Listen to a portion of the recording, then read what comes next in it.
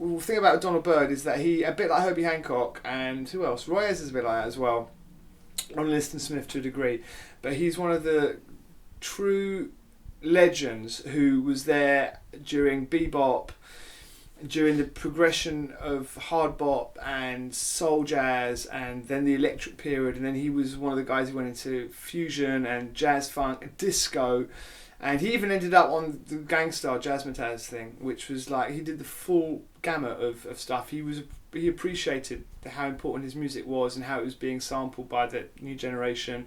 He was a professor or a doctor as well. He taught all the way through. So he was a wise man who had so much experience. Now I've just done a mix of his stuff. It's difficult because there's like different eras of Donald Byrd. There's the kind of Blue Note era, the early era from the 50s.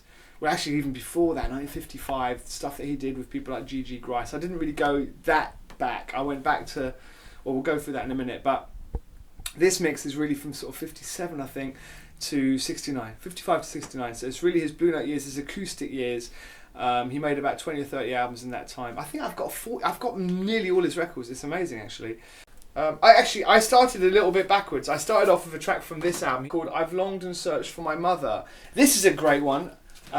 Fuego. Every sleeve. Look at the sleeves. Colours. Blue Note. Fuego. By the way, the other thing about this mix, to make it a little bit specific, because a lot of these tracks are quite long, they kind of go into the sort of traditional, predictable to a degree, jazz routine of the head, then solos, and then out.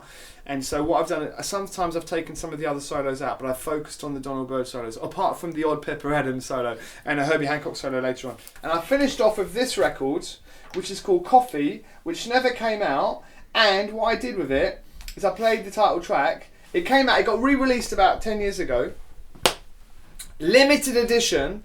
And the other day I found another copy of it in a shop for about £3. And I think that was a bargain, because this is a rare one now, I think. Anyway, Coffee, Donald Byrd, rest in peace. Press a link to the mix.